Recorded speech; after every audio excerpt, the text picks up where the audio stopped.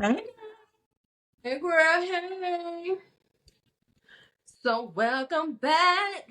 Oh, we getting Girl, we did that. Welcome back. We need a theme song.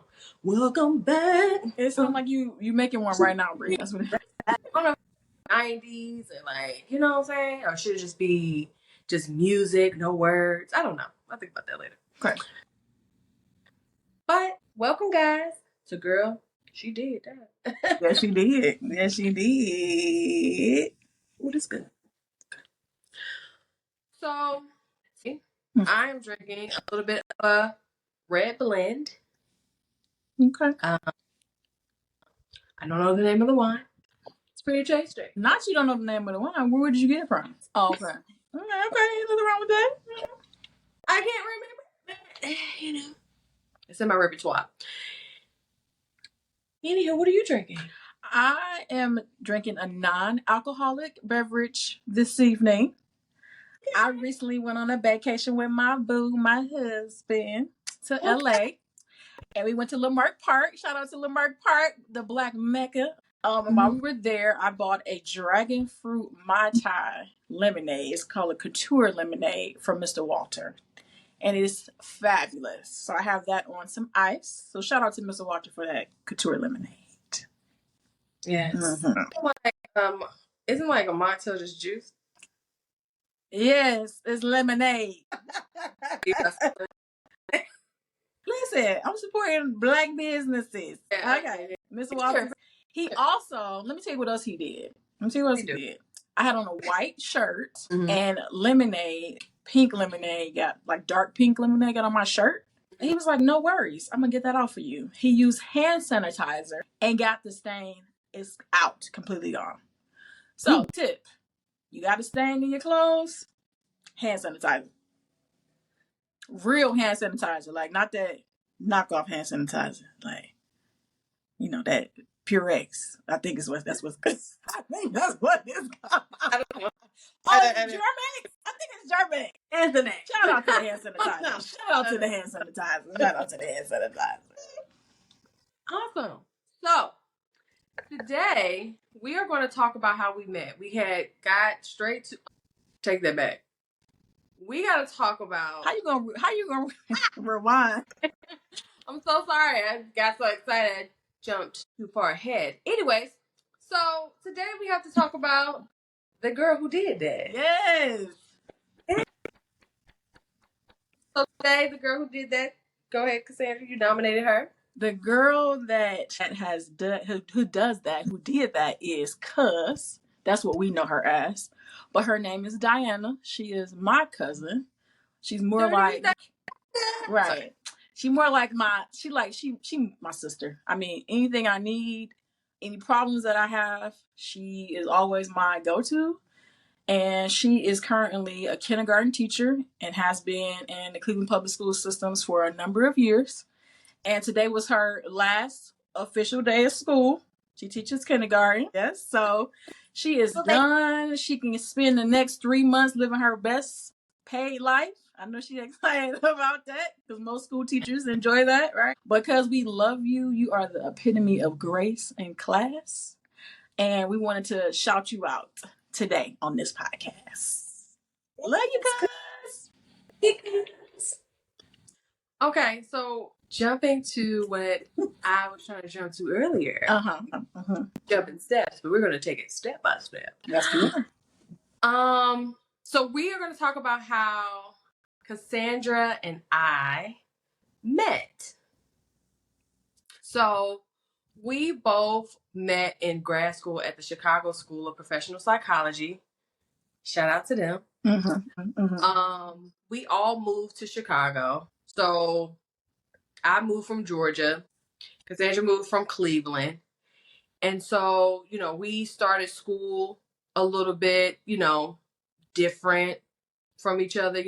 I moved to Chicago basically because my sister made a deal with me and said, hey, if you can get into grad school up here, you can move up here. And I was like, okay, bet. And we lived together.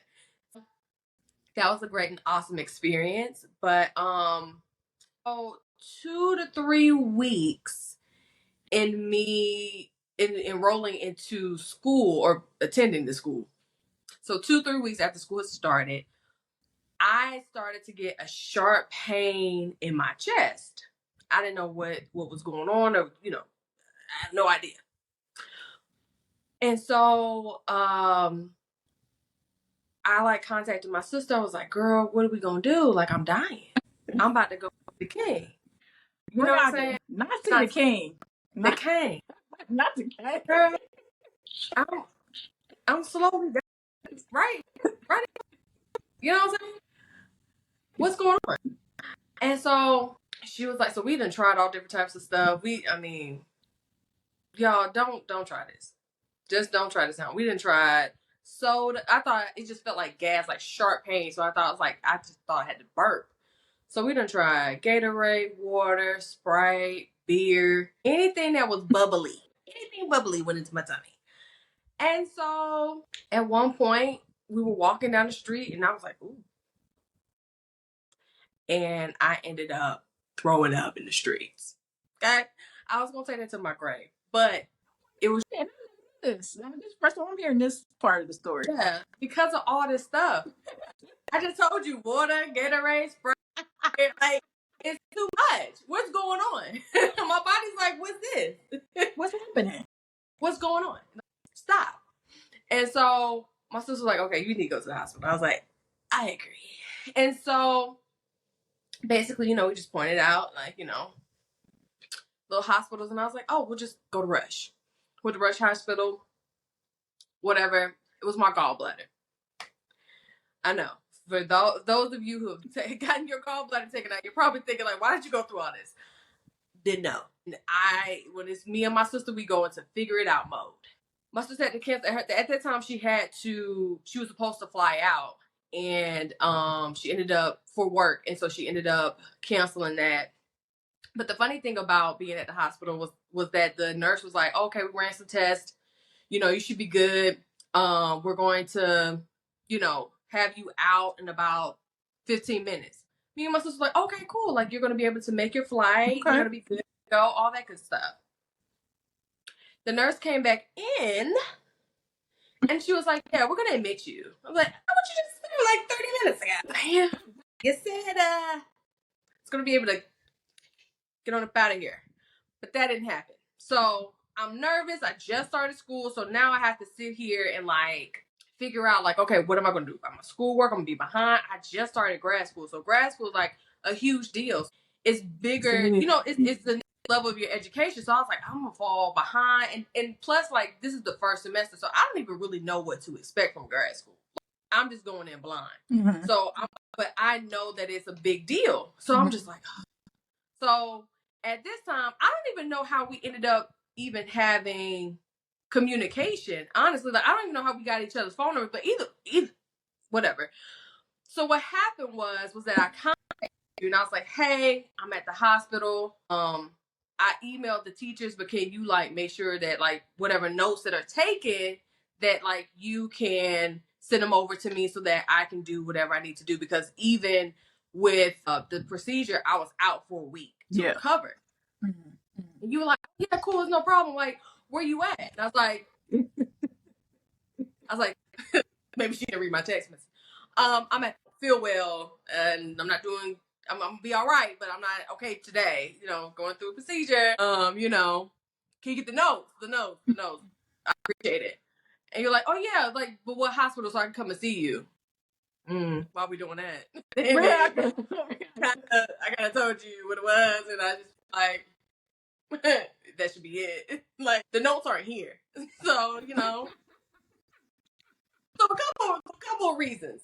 Couple of reasons for that is because this happened in the weekend. Not schedule. Oh my goodness. My reason in my mind was that, one, I was admitted without any warning.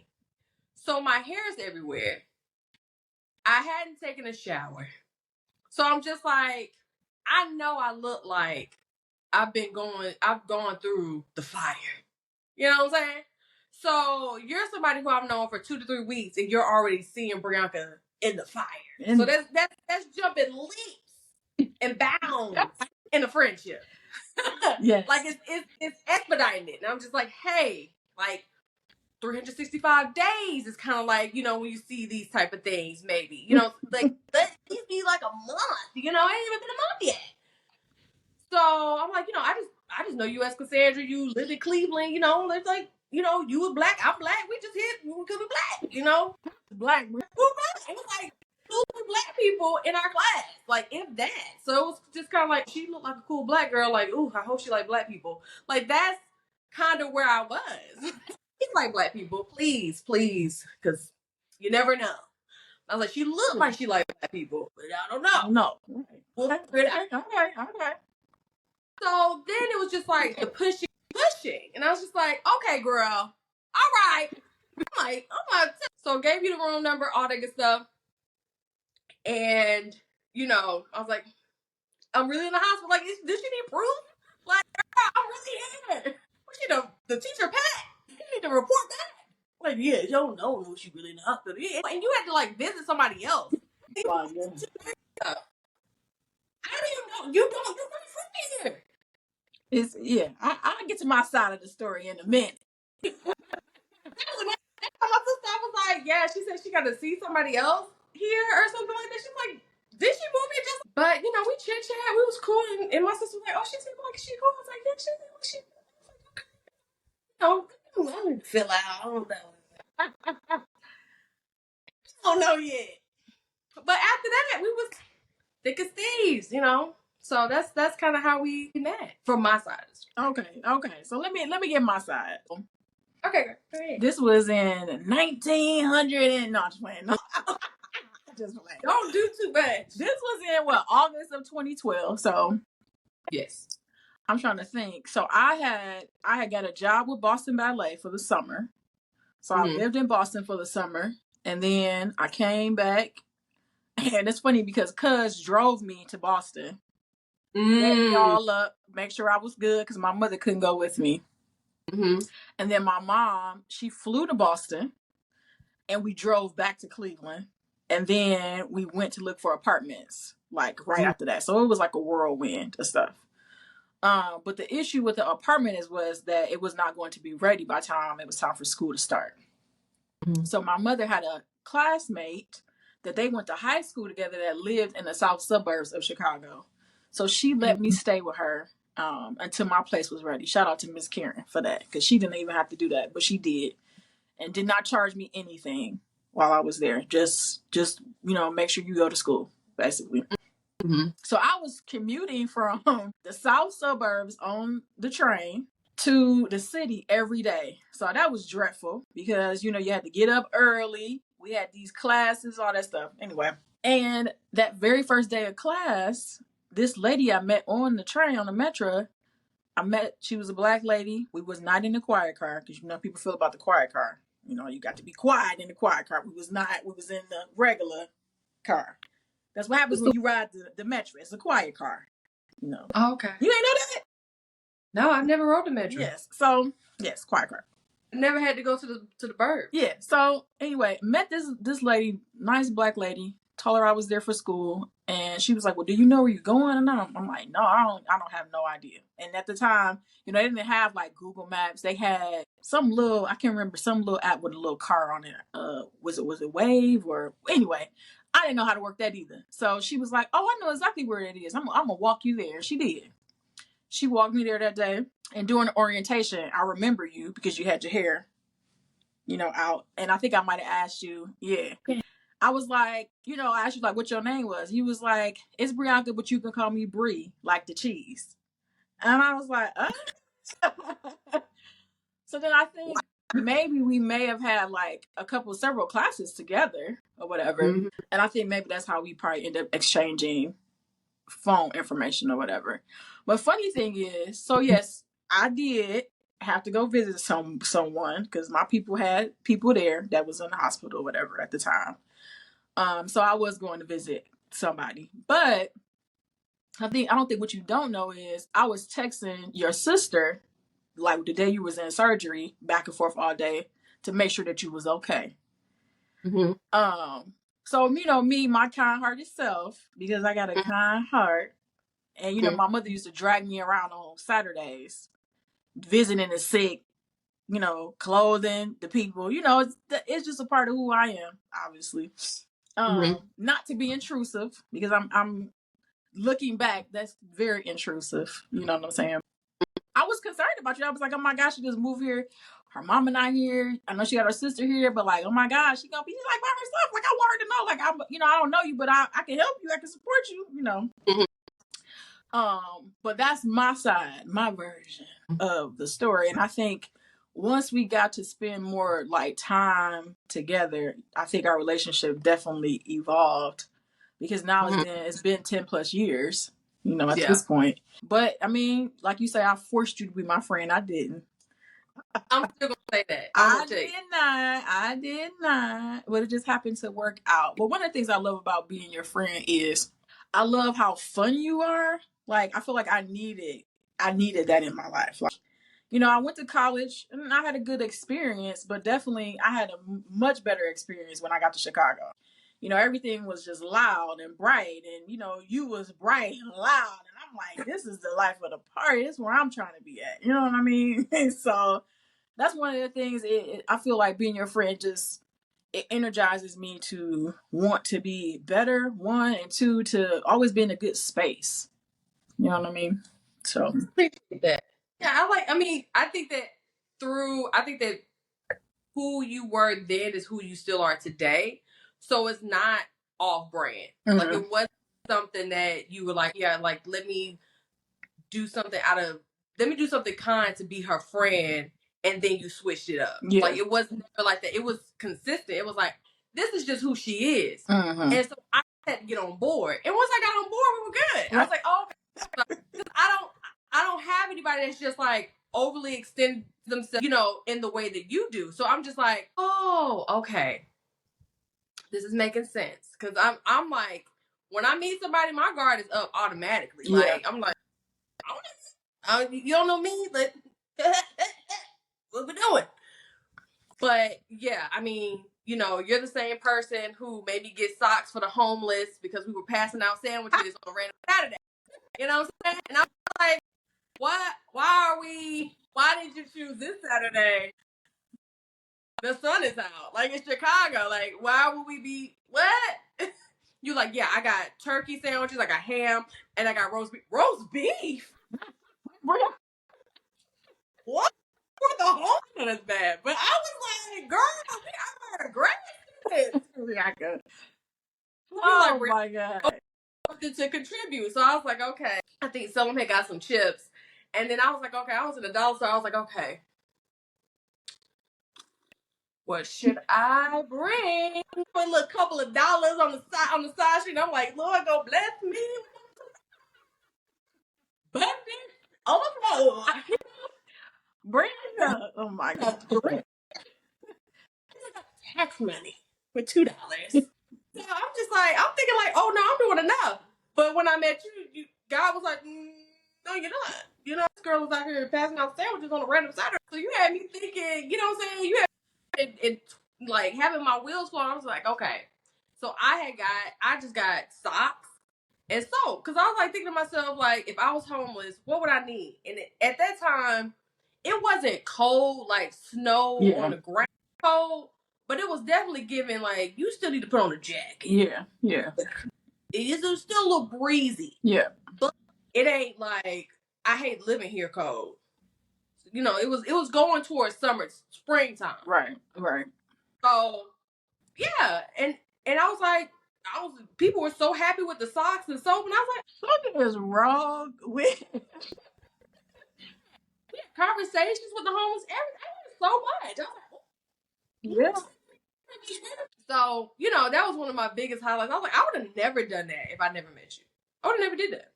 I would have thought going to the soup kitchen or handing out little here and there little cans or something like that would have been like, okay, yeah, that's good. Yeah, I gave my time.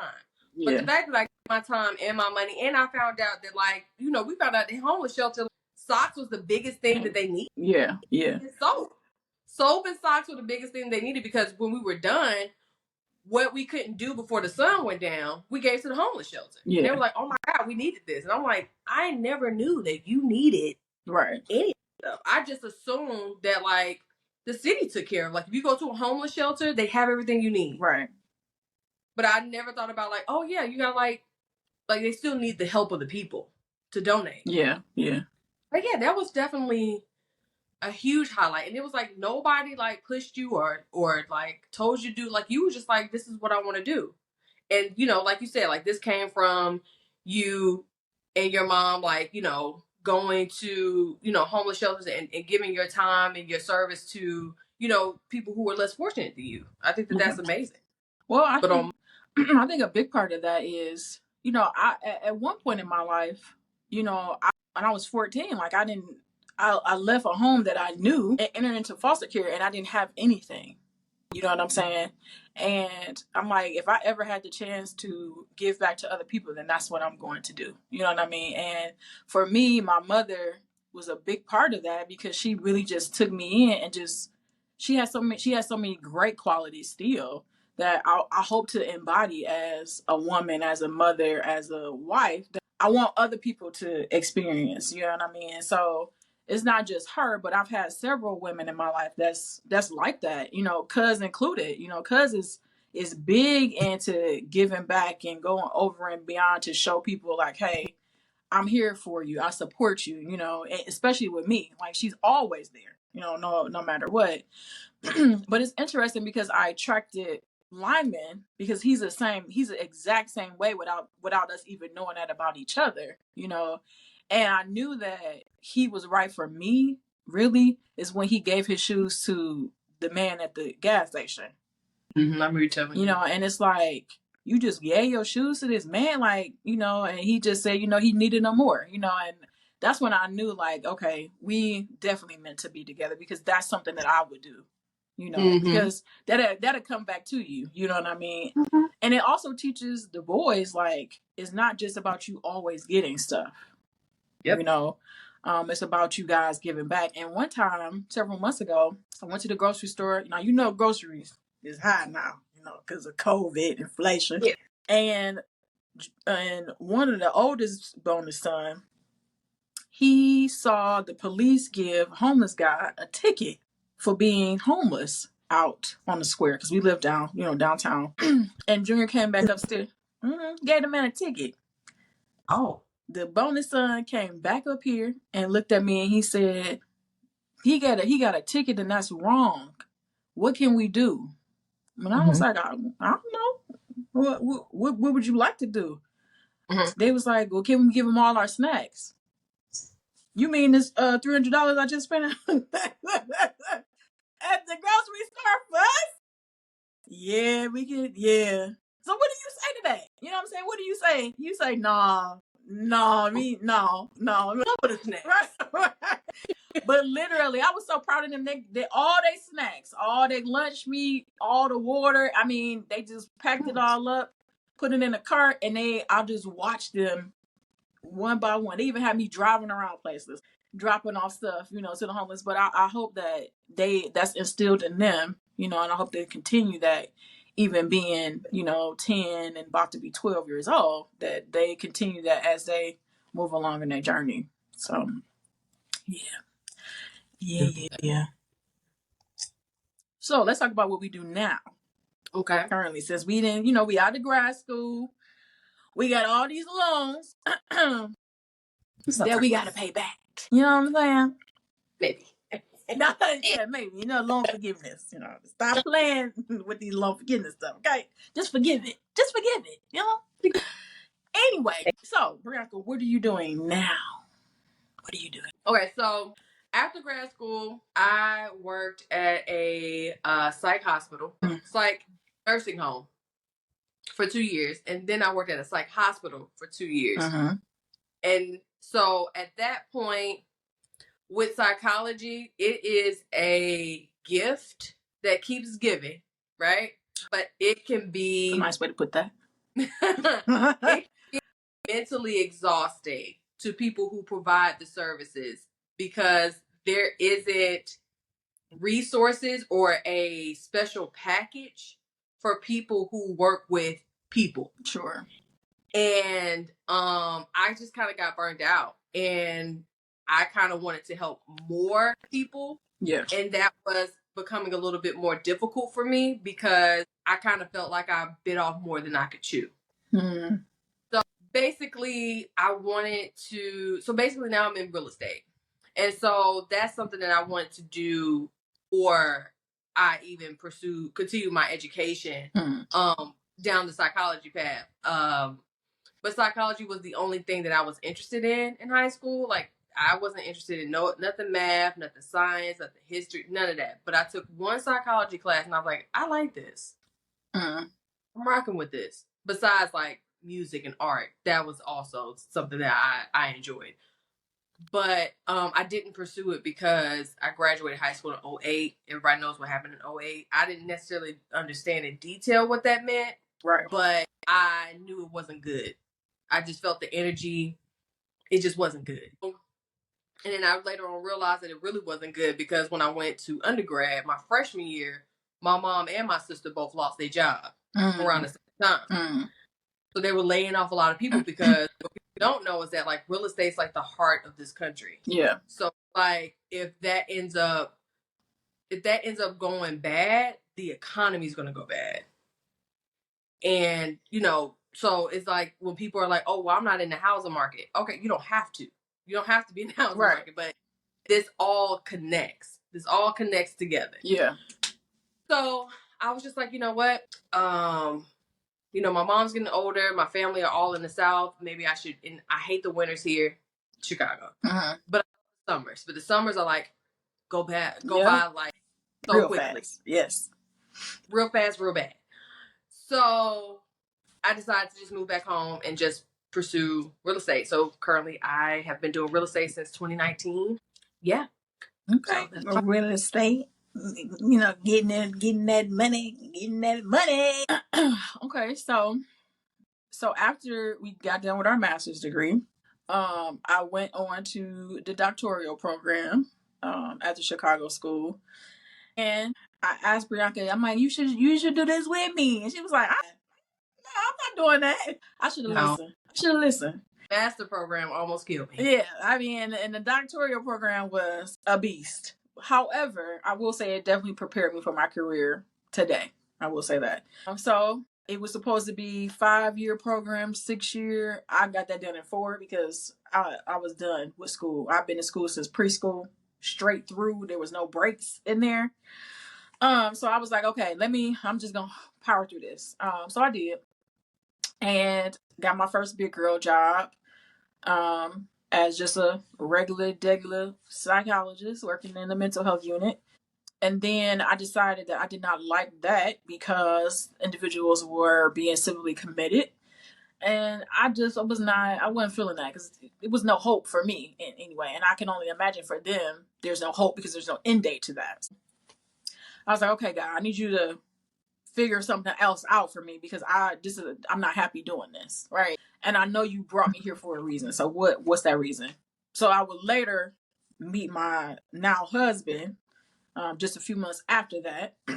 So I fell in love by accident, and then I got promoted, and I work with individuals who are incarcerated males who are in a substance abuse program. And it's all medical, so they have medical, it's a dual diagnosis, so they have medical issues along with substance abuse issues as well.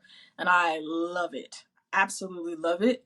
I supervise all clinical activities related to that, and I enjoy what I do every day. I can't talk too much about it, but I do enjoy seeing people change and grow and release back into the community. That's the biggest part of that for me is seeing people reunite with their families after being gone for so long, and seeing that growth process occur right before my eyes, and that makes me happy. So by day, I am Dr. Simmons Long, aka Doc, is what my patients and my team call me. And then outside of that, AKA Doc, what you doing, Doc? Anyway, so outside of that, I also teach. I teach grad courses, psychology courses, as well as undergrad psychology courses on the side. You know, I'm a woman of many talents. And that's it. I do a lot of different things. Oh. What? One more job. What's my other job? Your DJ job? Oh, yeah, I forgot. Oh, I forgot. Yes. Also DJ on the side, y'all. So if y'all need to hire me, let me know. Okay. No. So I started DJing maybe like 2 years ago. Just on a whim. Like I feel like I was not engaging in good like self-care. And I love music. Always have. My grandmother would play music all the time in our house. And I was like, you know what? I want to try to get into this. So I started kind of playing around with it. And then I started ordering like equipment. And so, you know, Lyman was like, are you really about to do this? So I'm like, yeah, we can do this. So I've been DJing a couple gigs. I had one last week, which I'm really excited about because it's going to lead to other future gigs for the summer. And I'm not trying to make a whole lot of money from it. It's just something I enjoy doing, and I'm willing to work with people's budgets. Or if they don't have a budget, I'm willing to just do it just because you need it. Other than that, and then also create self-care journals as well. So I have several of those. I forgot about that. Have several of those. Some a little published, you know, just a little bit. And that's it. That's enough.